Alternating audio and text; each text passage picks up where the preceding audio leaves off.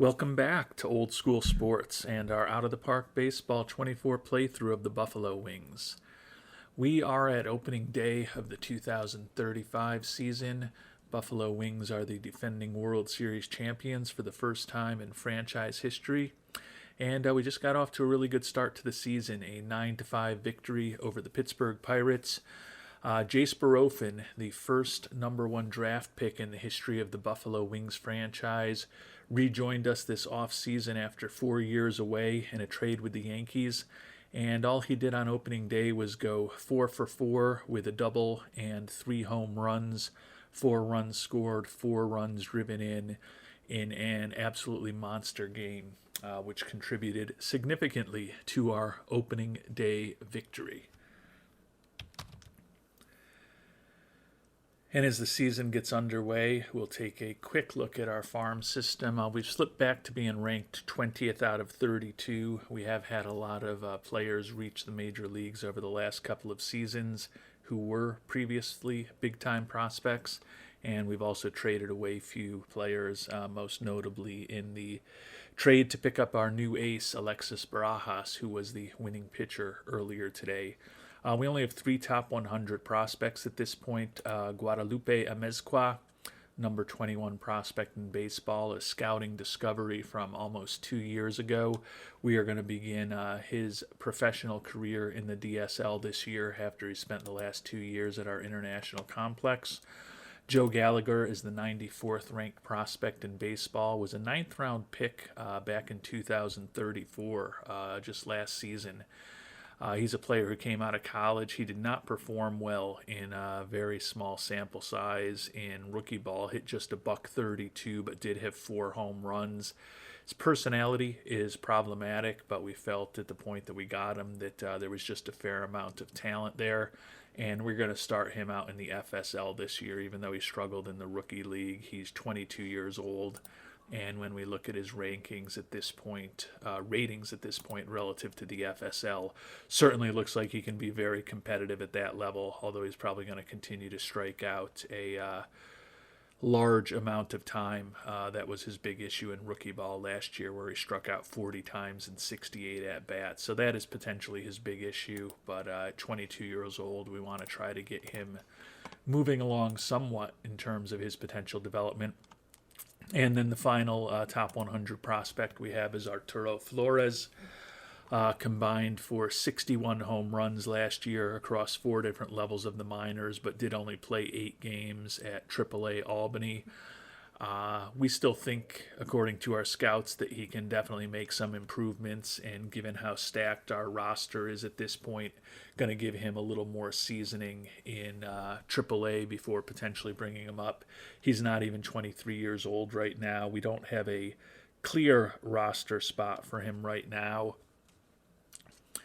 but he is likely a big part of our plans. Some of you have suggested that we potentially look at his value in the trade market. I believe 3/4 Badger has suggested that, and we have done that at many points over this past offseason. Tried to include him in deals that we completed and prospective deals. His value is not as high as you might expect for the 75th ranked player. So it seems like teams are factoring in his pretty poor range and his slowness and the fact that he really is only a first baseman / DH. That said, I still think this bat can be potentially special, and interested in seeing how Mr. Flores continues to develop in this 2035 season. And our Buffalo Wings are off to an incredible start this season. Played each of the first 7 days of the year. Finally have an off day here on Monday the 9th, but a 7-0 record to get the season started with all of those wins against NL East foes, 2 against Pittsburgh, 2 against Miami, and 3 against the New York Mets, who are expected to be one of our top challengers in the division this year. And we've sold more season tickets than a year ago, and we're on pace for more revenue per game. So we're going to boost our ticket price just a little bit up to $34 from $33.50. See if we can continue to sell out most games with 100 fan interest and hopefully ultimately generate a little bit more revenue since, if you don't remember, somewhat disappointingly, our budget was cut by $6 million this past off season despite winning the World Series. And Marcelo Meyer is back and healthy. We're actually 8-2 right now, so still playing very well, although we have lost 2 of our last 3.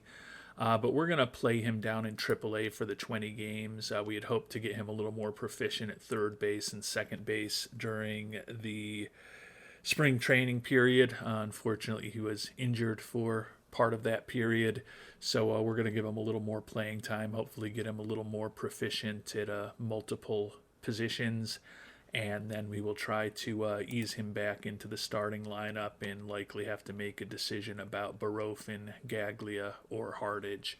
And we are not a super stacked team at this point. We've been signing a few players to fill out our minor league system, so we were looking at ratings relative to the Eastern League rather than Major League Baseball. And the season's still going very well for the Buffalo Wings, 11-4 record here on April 18th. Do have our first injury of the regular season. Not a serious one, but you never like to see one of your pitchers go down. The youngster Isidro Ochoa, who's 1-0 with a 2.30 ERA in his first 3 starts. So he's been pitching very well for us. Forearm tendonitis, going to be out for a couple of weeks. Doesn't seem like that serious of an issue, but obviously want to make sure with our 25-year-old starter that don't let it turn into something more significant. So we're going to make sure that we get him on the IL, even if he ends up spending a couple of extra days on it compared to what he would have needed to do. That gives us the opportunity to move Andrew Painter into the starting rotation, and we're also going to go make a trip down to AAA to bring up a player.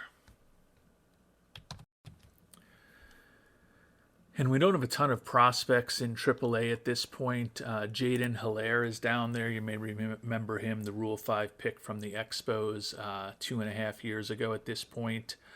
We're using him in the rotation just to get him some innings when at all possible. But we're actually going to go with the only true prospect we have down there, Mike Waters. And this is a guy who talent change randomness has really helped us with. He was a 20th round draft pick in 2033, so he's been with our organization less than a year and a half. And at this point, although he doesn't have a ton of stamina and he's not great at holding on runners, the movement on his pitches is excellent. He's got pretty good stuff with a 3 to 4 pitch arsenal, and his control looks acceptable-ish for major leaguers. But again, this is a guy who was a 20th round pick just a couple of years ago out of Mississippi State. And you look at what our scout thinks of him. When we first picked him up in the draft, we didn't really think there was too much to be excited about with him. But over the last couple of off seasons, he's just worked out hard and improved significantly. And we think there's a chance that he could be a useful major league arm. So we're going to give him his first opportunity in the majors now. See what he can do working out of the bullpen for us for the next couple of weeks while we are waiting for Mr. Ochoa to heal up. And the extra 60 cents, or the extra 50 cents going from $33.50 to $34 a game seems to have had a not immaterial impact on attendance and ultimately lowered our revenue per game by about 1%. So we're going to drop it by a quarter to $33.75, and I think that will make the fans in Buffalo very happy to save that extra shiny quarter.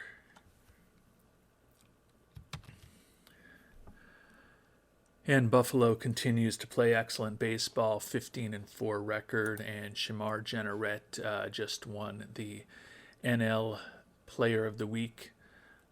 Hit 12 for 26 with 5 home runs and 13 ribbies.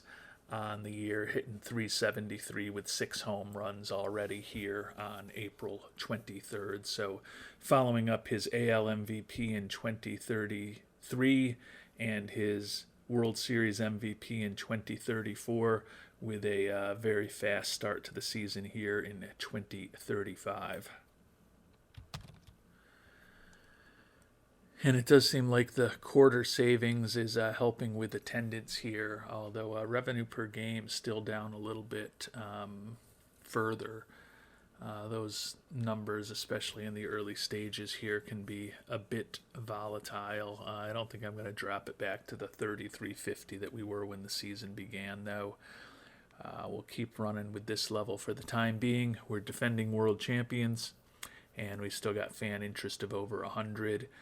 Did just suffer another injury. Steve Anderson, the starting shortstop in the platoon situation in his first full year in the majors, hitting 250 for us with 5 doubles and a homer and 44 at-bats. Been above average offensively and slightly above replacement level overall. Suffered a strained PCL, so he is going to go to the IL. Probably means it's time to bring Marcelo Meyer up, even though we were going to rehab him for a little bit longer to try to get him as proficient as possible at playing third base. Feel like we kind of need him in the major leagues at this point.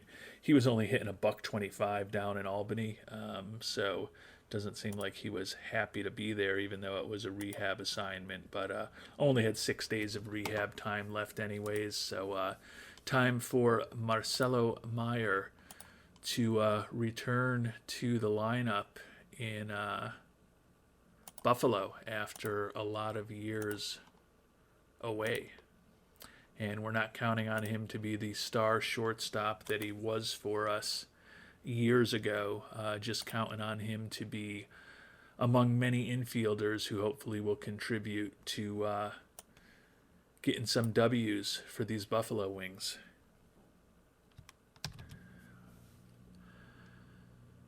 And we're now a month into the season on May 1st, and it's been an excellent start for Buffalo. 19-6 record, the best record in baseball, already up 5.5 on the Nationals and the Marlins in the National League Eastern Division.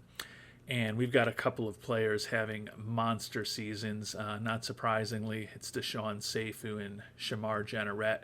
Seifu leading the National League with a .366 batting average, leading the National League with 20 steals as he attempts to lead the league in steals for an 8th consecutive year. And he's second in the league at this point with a 1.7 batter WAR season after finishing second in the MVP voting. And Shamar Jenneret is third in the National League with a .354 average, tied for second with 9 homers, second with 30 ribbies, and second with a glittering one-spot 111 OPS. So big season offensively for 2 of our key players here in the early stages of the season. Looking at the pitchers, Alexis Barajas, tied for the league lead with 4 wins, is the only pitcher we have who's among the top 3 in the major pitching categories at this point. Take a quick look at the team statistics to get a little more depth on how we're doing. 19-6 record is 1 game above Pythagorean expectations. We rank first in the National League with 170 runs scored, and you can see we are first in almost every offensive category. We're second in walks, and we're 4th in strikeouts, and we're 4th in base running. But otherwise, we are first in the NL in every offensive category. Our pitching staff, which has led the NL in runs allowed the past couple of seasons, actually ranks 4th in runs allowed.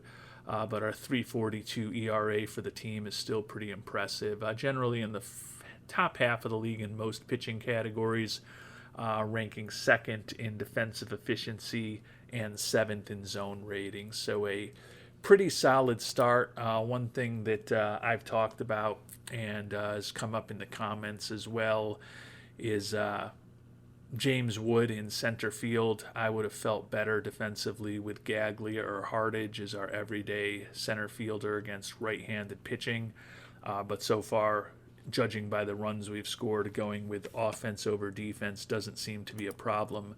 But we'll take an initial look at how James Wood is doing defensively in center field for us.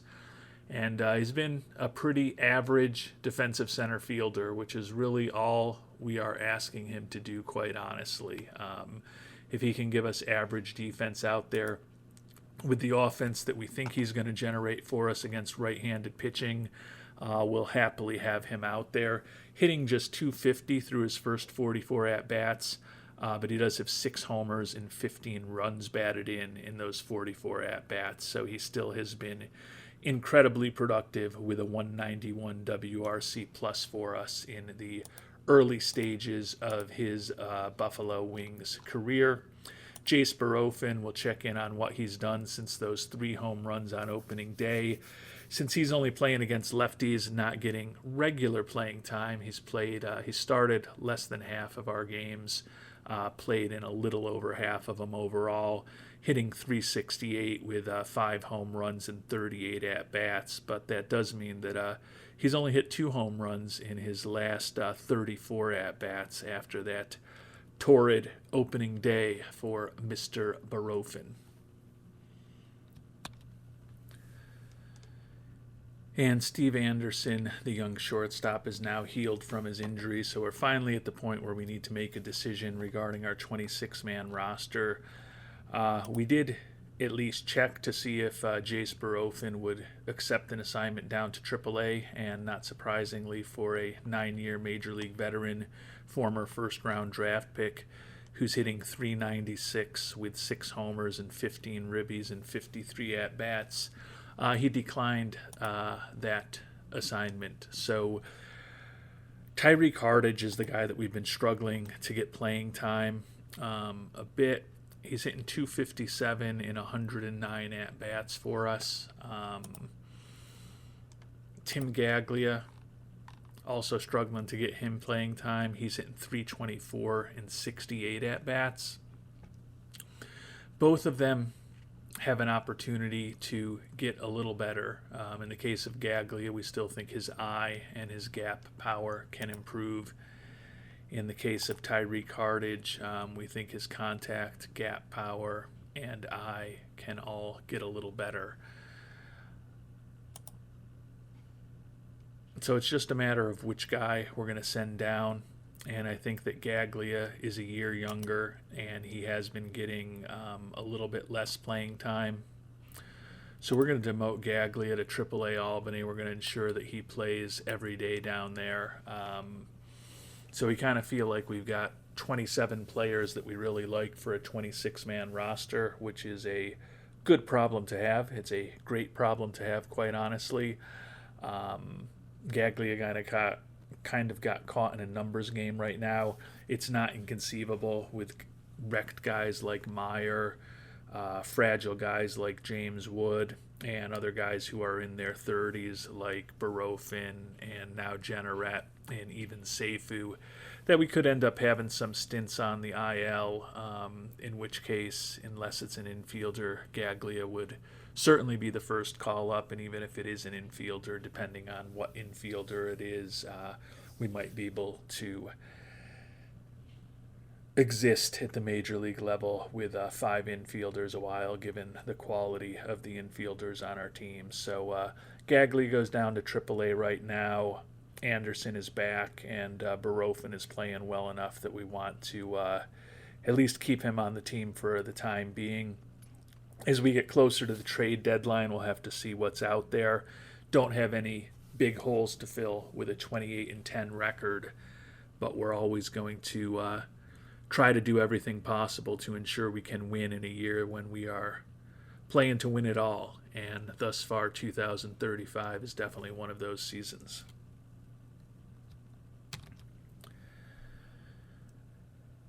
And it won't end up being a long trip to the minors for Tim Gaglia, as James Wood, the fragile outfielder we signed this past offseason, has a strained back, going to be out for 3 weeks.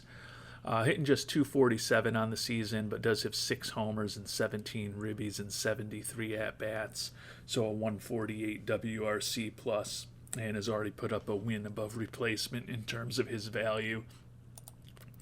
So the loss of Wood will weaken our offense a bit, particularly against right-handed pitching. But it will allow us to improve our defense a bit by getting Hardage and or Gaglia into the center field on a pretty regular basis.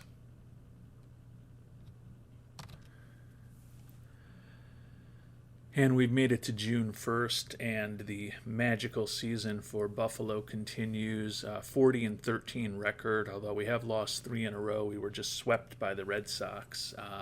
But we're still up 13 on the Expos and 13.5 on the Mets here in the National League East. And it looks like both the White Sox and the Yankees with 600 winning percentages are the second best teams in baseball. And it looks like we are 8 games up on both of those teams already here on June 1st for the best record in baseball. So it's been a fantastic season. Seifu still leading the National League in hitting with a 335 average. Jenneret hitting 321. Jenneret leading the league with 19 homers and 59 ribbies. Seifu running away with the stolen base title with 37. Jenneret leading the league in OPS. Seifu is third in batter WAR. Taking a look at the pitchers, Alexis Barajas tied for second in the National League in wins, and Bryce Miller with 18 saves is leading the league in that category.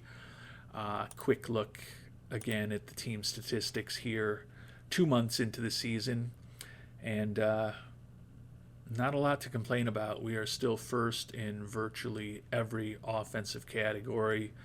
The worst we are is third in strikeouts. We're not a particularly good base running team, but first in the National League with 305 runs scored, and we've improved to second in the National League with 184 runs allowed.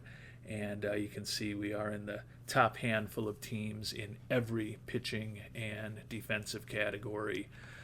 So it's been an outstanding season so far. I think it's just a matter of hopefully ensuring that this team is healthy when we get to the playoffs. Wood still looks like he's going to be hurt for 3 days. We might actually, given his age, put him on a brief rehab assignment when he's ready to go. But at this point, with a huge lead in the division and a great start to the season, obviously still need to win another 60 plus games to get to 100 victories and likely ensure that we'll have the best record in baseball. But we are in a luxurious position where if guys get a little bit banged up, we can be very conservative with their health to hopefully ensure that we are all healthy and ready to make a run at a second consecutive World Series title in October. And here in early June, the team's still playing great, 44-14 record.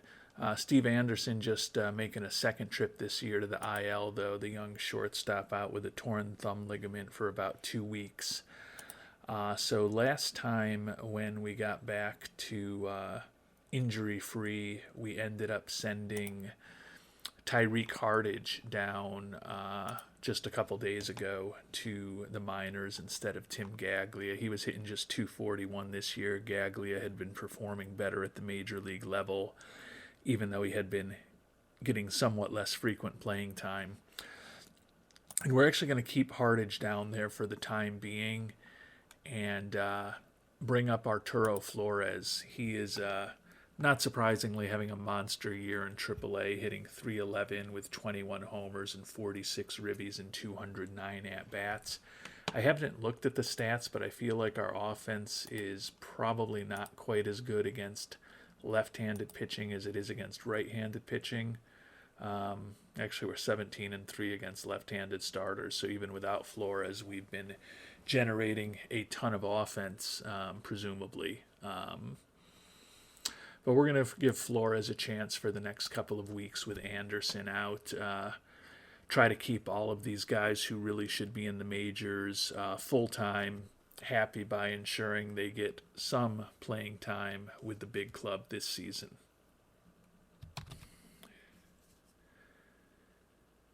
And we've made it to the first day of summer and the annual first-year player draft. And the Wings are actually struggling recently and in the month of June. 3-7 over our last 10. Record is 48-23. Our margin on the Expos is down to just 9.5 games.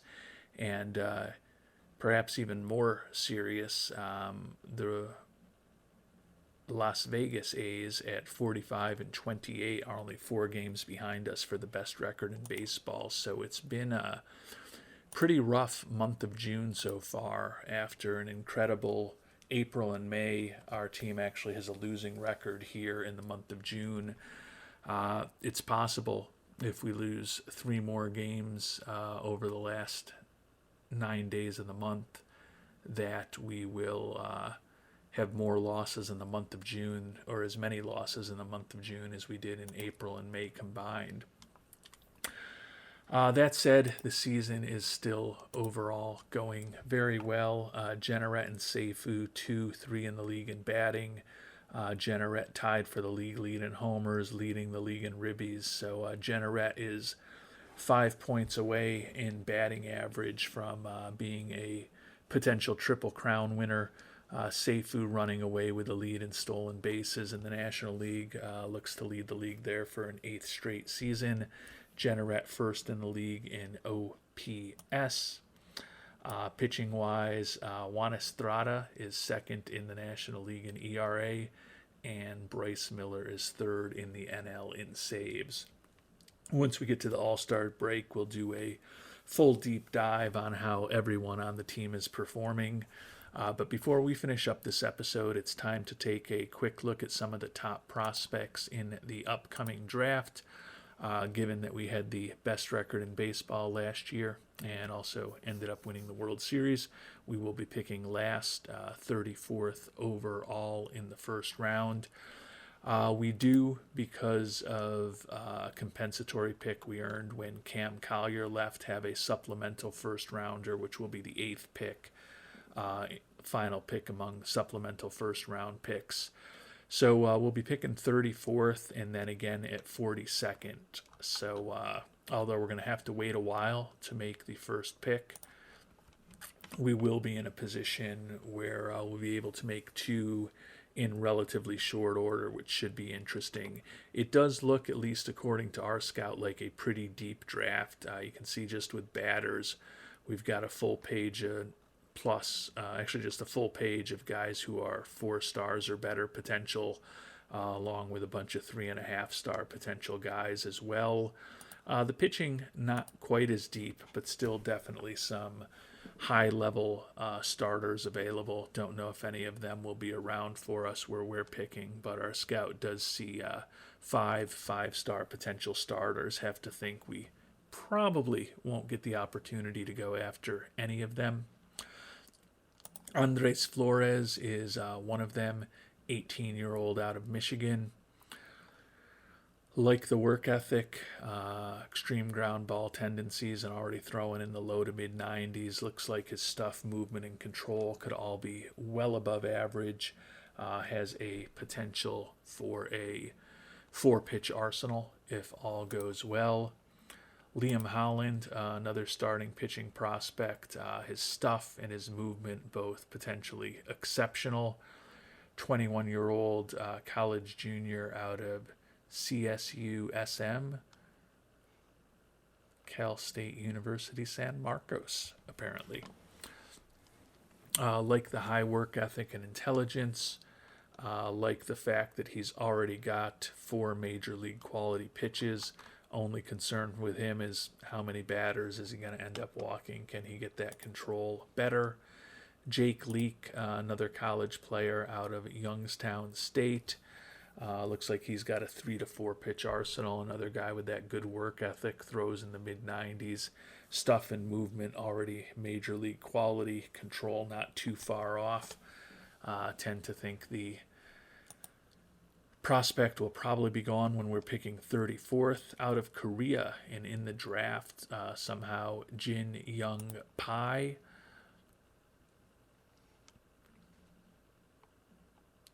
Looks like he's got 5 pitches that he's working on, likely a 3 to 5 pitch arsenal of major league quality pitches when all is said and done. But his stuff and his movement both could be borderline excellent, if not excellent, and looks like he could have plus control as well. Teenager throwing in the mid 90s. And the last of the 5-star pitching prospects is Joe Roten. His slider, forkball, and sinker aren't too far off major league quality. Great stamina. Also throws in the mid 90s. Don't love the low work ethic. Concern with him, as it often is with some of these younger, hard throwing pitchers with incredible stuff, is can they control where it's going to go? And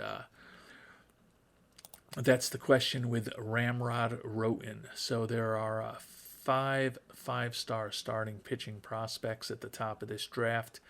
Tend to think none of them will likely be available when we're picking 34th, but you never know.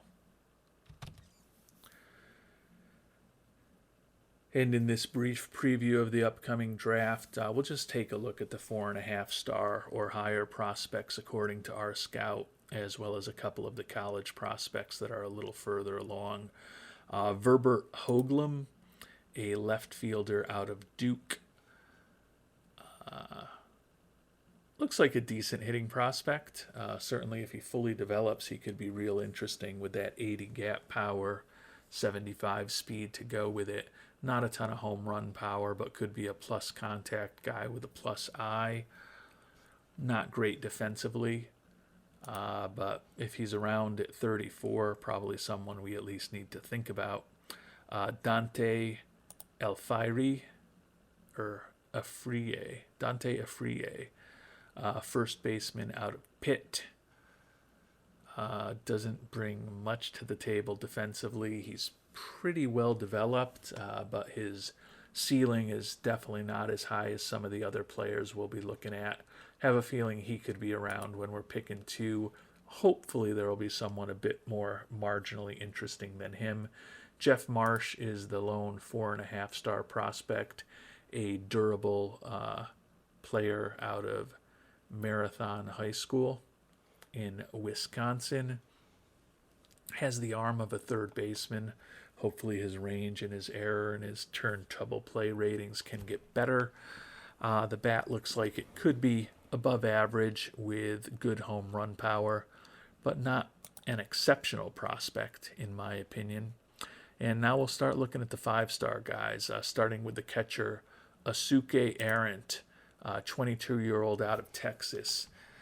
Big-time catcher prospect. Hard to imagine he'll be around when we're picking. 70 catcher ability, an average arm, potentially excellent home run power with a decent eye, and he's already reasonably well developed being a college player. He could strike out an insane amount of times, but he looks like a really interesting prospect who could help a team possibly even towards the end of this year. Alfredo Blanco, first baseman out of Puerto Rico, 70 contact with potentially 75 home run power. Kind of says it all. Doesn't bring too much else, but if he has that type of contact and home run power, he's a big-time hitter. Josh Carter is a catcher.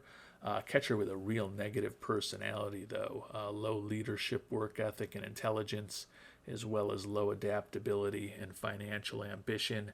Not the type of guy we would go after, particularly with that below-average catcher ability and arm, but certainly looks like he could hit some home runs. Brad Hayden, a third baseman out of Oral Roberts. Again, another guy who just by virtue of potentially having 75 contact and 75 home run power is going to be interesting. He's a free swinger. Actually, that's not fair. He just doesn't have a very good eye. He's not a total free swinger. It looks like his avoid strikeouts could be decent, but he's not going to draw very many walks. As a third baseman, he's kind of meh. At 6'2" with those defensive ratings, though, pretty interesting defensive first baseman. Looks like he can also play left field. If he's around with the 34th pick in the draft, he's somebody to certainly consider. Chris Hersey, a center fielder out of California. Looks like he could have a plus bat, 60 outfield range, a little bit of speed, although he's not particularly adept on the base paths. Decent prospect, but not a dream prospect. Kadeem Obear is a shortstop out of Georgia. Potentially excellent contact and home run power. Good leadership. Pretty good range in the infield. Nice arm, although his error rating isn't exceptional. Think he could be a real interesting third baseman down the line. And certainly if he's got that type of contact and home run power, certainly wouldn't mind playing him at the hot corner. Josh Porter is a center fielder out of Miami, 70 outfield range, 70 speed, decent base runner, durable. Looks like he could have a plus bat, although he will strike out a decent amount. He'd be somebody interesting at 34 to me if he's available. Let's be honest, any of these five-star prospects, if a couple of them sneak through, are going to be someone that we will be considering at 34. Mike Ridgway, right fielder, high school player, 18 years old. Got some home run power, got a pretty good eye if he completely develops. Mike Schrader, another outfielder, a center fielder. This guy is a pretty interesting prospect. 65 outfield range, 70 speed, reasonably proficient stealing bases, but not exceptional. But potentially 80 contact, 70 gap power, 65 home run power, and 80 avoiding strikeouts. He seems like he can do everything very well except for draw walks. The product of Johannesburg, New York, is committed to Florida Gulf Coast, but looks like he could be an interesting prospect. Another center fielder, Ernesto Sedano, less interesting of a prospect to me with some negative personality traits. He's got the leadership, work ethic, intelligence, the three I care about most. He's negative on all of those. Potentially incredible home run power, but everything else is average at best for a major leaguer. Decent range. Just question whether he will fully develop. Sergio Soto, a right fielder who is homeschooled, headed to NC State. Also has low work ethic and intelligence. Potentially looks like an interesting bat if he fully develops. And last but not least, among the five-star prospects, shortstop Gene Zimmerman. Like the high leadership and work ethic, slightly above average in all of the defensive ratings. Don't think he's really a major league shortstop, but probably could play, certainly could play third, could play second if you needed him to. At 6'2", he could be a pretty good first baseman. Like the durability, like the home run power, everything else is kind of trending towards average-ish, but at least with that good work ethic, you feel like he'll maximize his chances of potentially maxing out his ability. This is kind of weird. See two guys named Bobby Patton who are both 22 years old, same size, same personality, looking for different money. This Bobby Patton, 22 years, 116 days old, out of Brooklyn, New York. And this Bobby Patton, 22 years, 116 days old, out of Brooklyn, New York. So seems like something funky going on here in the database. Hopefully it doesn't become a larger issue. I didn't see this Bobby Patton is committed or is from University of Nebraska at Lincoln. This one has no team. Huh. That is a little bit odd. I guess theoretically they could be twins whose parents perversely gave them the exact same name. Seems a little weird.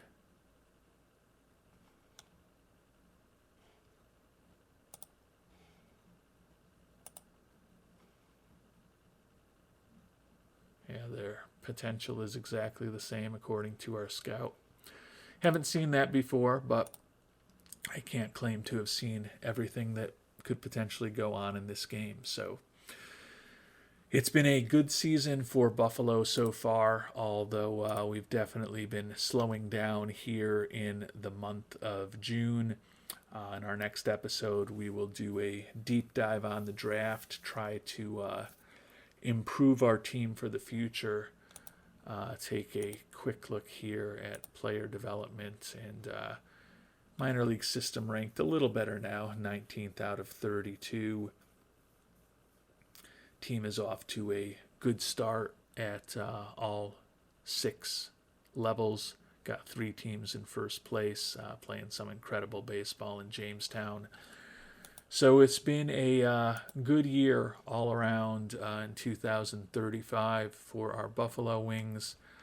You can see Jenneret and Seifu both hitting over 300, but among qualifiers, you got to go all the way down to Bobby Bolig to be third on the team at 250. So it's really been a 2-man show with Jenneret and Seifu. Edwards with 16 home runs, Barofin with 10. Kind of interesting that Bolig and Heiner, neither of them are showing up on the list. And kind of crazy, Shamar Jenneret's got twice as many ribbies as anyone on the team. Pitching-wise, Estrada, Barajas, and Walborn out of the bullpen all have ERAs below 3. Barajas and Shazier tied for the team lead with 7 wins. Got 3 guys with 82 or more strikeouts, including the reliever Walborn, second on the team. And innings pitched, Barajas, Shazier, and Estrada all up there. Take a quick look at Lauren Walborn. He is just a monster as a stopper for us. 66 and 2/3 innings over 42 games at this point. 297 ERA, 85 strikeouts in those 66 and 2/3 innings. 253 Sierra, and already a 1.7 WAR for him out of the bullpen. He has been a big-time performer for us since we picked him up in that trade with the Dodgers before last season. And with that, we are going to conclude the episode. As I mentioned, we're up 9.5, but the Expos and other teams have been making up some ground on us thus far over the month of June. Hopefully we can play better over the last week and a half of the month, and we'll find out how we do over the balance of June in our next episode. Until then, thanks so much for watching, and hope you have a great day.